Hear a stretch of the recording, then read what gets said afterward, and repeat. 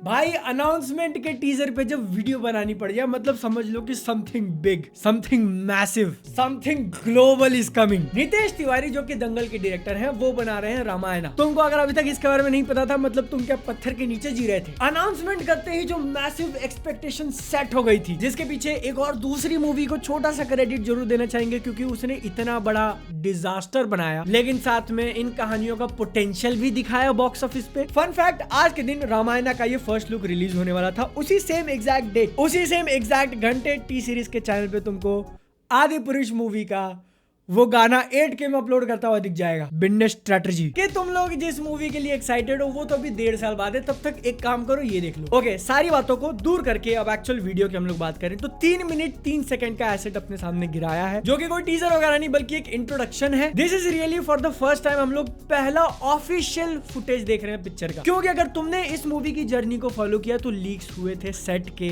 Costume के, look का, और जिस टाइप का पोस्टर निकाला है प्लस 2.5 मिनट जो विजुअल्स अपने को दिखा रहे थे, कॉस्मिक क्लाउड्स, अलग अलग कलर्स, अंदाजा तो डेफिनेटली दिला रहा है कि एक बहुत ही लार्जर देन लाइफ मूवी होने वाली है। लेकिन फिर एक छोटा सा डाउट भी क्रिएट हो रहा था कि मूवी का जो पूरा लुक फील होगा, जो विजुअल्स हम लोग देखेंगे उसके अंदर कितने इफेक्ट्स डाले जाएंगे। मतलब अगर एकदम सिंपल एग्जांपल देना हो तो ब्रह्मास्त्र की तरह वो लोग कुछ पावर वगैरह यूज कर रहे हैं तो वहां पे लाइटिंग निकल रही है, आग निकल रहा है ना। मतलब वो स्टार्टिंग के फ्रेम्स वगैरह देखकर अंदाजा लग रहा था कि उस टाइप में जाएंगे लोग, बट जो 3-4 रियलिस्टिक वाले शॉट्स दिखाए उसमें लग नहीं रहा। इट फील्स लाइक कि काफी रियलिज्म को ध्यान में रखते हुए लेके चलेंगे वो लोग। लेकिन bro, what a way to introduce your movie. तुम शुरुआत करते हो क्रिएशन के एग्जिस्टेंस से। ऐसा नहीं है कि हम लोग जो सबसे पहले इसको देख रहे हैं उनको पता नहीं कि किस बारे में बात हो रही है, ब्रह्मा विष्णु महेश, लेकिन फिर भी एकदम शुरुआत वहां से करना दिखा देता है कि क्या स्टेक्स लेकर चल रहे हो। रामायण की कहानी और उसके एंड में जो तुम लड़ाई देखोगे वो सिर्फ 2 लोगों के बीच में नहीं थी, एक तरीके से पूरी सृष्टि का एग्जिस्टेंस उसके साथ जुड़ा हुआ था। And this is a really good way उसको हिंट करना। अब यहाँ पर बैठ के जब मैं सोच रहा हूँ तो तुम में से कुछ लोगों को डाउट आ सकता है कि भाई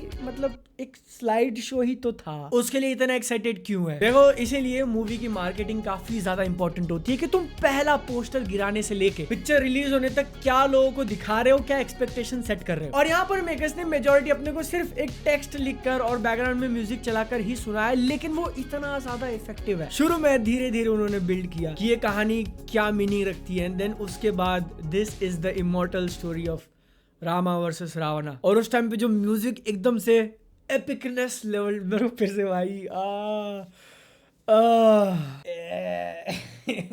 रुको 2 मिनट का पॉज दो। हांस जिमर यू ब्यूटी। हाँ, अगर तुमको नहीं पता तो इसका म्यूजिक हांस जिमर और AR रहमान ने साथ में मिलकर दिया है। व्हाट मेरा रिएक्शन था जब मैंने सबसे पहली बार सुना, and it sounds oh my God. सिर्फ अगर म्यूजिक की बात करें तो इट इज सो एपिक। हांस जिमर के कुछ आइकॉनिक ट्रेड्स हम लोग इजीली नोटिस कर सकते हैं कि स्टार्ट में एक सिंगल नोट को ड्रैग करना, ड्रम्स का एक रिदम, और एंड में जो एक फीमेल वॉइस डाली है सियाराम करके। दिस म्यूजिक अलोन इज इसको अब तक की सबसे बड़ी मूवी बनाने के लिए वो फीलिंग दिला देता है, सिर्फ म्यूजिक ही। और उसके साथ में जो विजुअल्स दिखा रहे थे कि रामायण का ओवरऑल टेक्स्ट है बट तुम फोकस करोगे तो उसमें पूरी कहानी एनग्रेव करी गई है। जैसे स्टोन के स्कल्पचर्स, मूर्तियां बनी हुई होती हैं किसी कहानी को बताने के लिए, यहाँ पर वो गोल्ड में बना है। यहाँ पर तुम ये पूरे रामायण की कहानी देख रहे हो कि वो लड़ाई हुई, माता सीता थी और बाकी सारी चीजें। नहीं, बाकी सारी चीजें नहीं करेंगे, ध्यान से देखेंगे क्योंकि एक आइडिया लग सकता है कि इस पूरी कहानी को जो वो लोग 2 पार्ट्स में डिवाइड करने वाले हैं, क्या क्या कवर किया जाएगा। सबसे पहले अपने को राम वर्सेस रावण का दिखाते हैं, जिसके नीचे एक्टर्स का नाम भी है रणबीर और यश। फिर साई पल्लवी एज सीता, सनी देओल एज हनुमान। जहाँ पर म्यूजिक वाला नाम दिया वहां पर लग रहा है कि ये कुंभकर्ण हो सकते हैं। डायरेक्टर नितेश तिवारी का जब नाम आता है तो फिर राम जी ने जो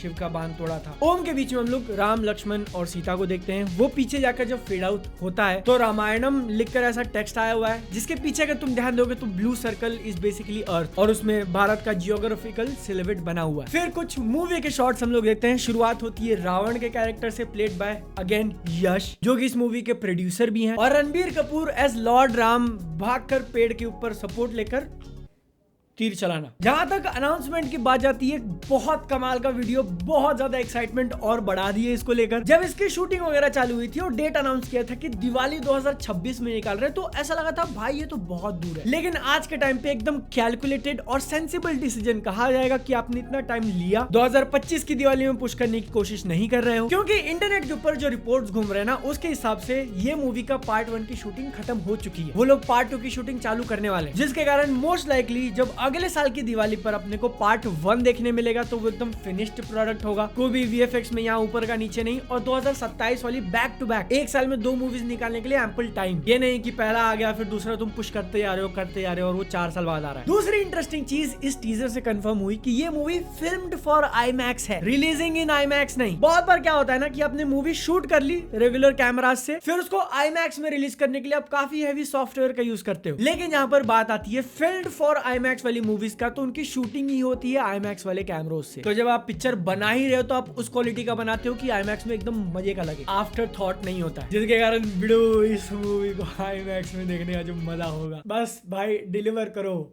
है। क्योंकि जो मैंने इसके इंट्रो शॉट पे इतना फोकस करके बताया ना कि उन्होंने शुरुआत कहां से करी, क्रिएशन इटसेल्फ, वो इसलिए क्योंकि इस मूवी को बनाया ही इस इंटेंशन से है कि रिलीज करेंगे ग्लोबल स्केल पे, अपनी कहानी पूरी दुनिया को दिखाएंगे, जिसके लिए काफी भारी भरकम पैसा लगा हुआ है। और इसीलिए तुम मूवी के नाम के ऊपर डायरेक्टर का नाम नहीं देख रहे, नितेश तिवारी की रामायण नहीं बल्कि नमित मल्होत्रा। डीनेक जो नाम तुम इसके पोस्टर और टीजर के अंदर भी देखा कि 8 time Oscar award winning studio, वो वीएफएक्स सीजीआई वाला स्टूडियो, और काफी हेवीली इस मूवी के ऊपर काम किया, क्योंकि यही नमित मल्होत्रा उसके सीईओ है, और साथ में जो दूसरी कंपनी है प्राइम फोकस लिमिटेड, उसके फाउंडर। मैं इस चीज के ऊपर इतना फोकस देकर क्यों बात कर रहा हूँ, क्योंकि देखो रामायण की कहानी अपने को बहुत बार बताई गई है, तो तुम रेफरेंस कैसे करते हो कि अच्छा मैं उस रामायण की बात कर रहा हूँ। जैसे रामानंद सागर की रामायण अगर हम लोग कहें तो तुमको वो टीवी सीरियल याद आएगा जो लॉकडाउन में सब लोग देख रहे थे, 1980s 90s वाली, या फिर जापानीज एनिमेटेड रामायण की बात करें तो फिर वो मूवी याद आएगी। उसी तरीके से फील्डिंग सेट हो चुकी है कि अगर ये मूवी बवाल निकलती है, पूरा देश पूरी दुनिया अगर इसके बारे में बात करिए तो कैसे रेफर करेगी,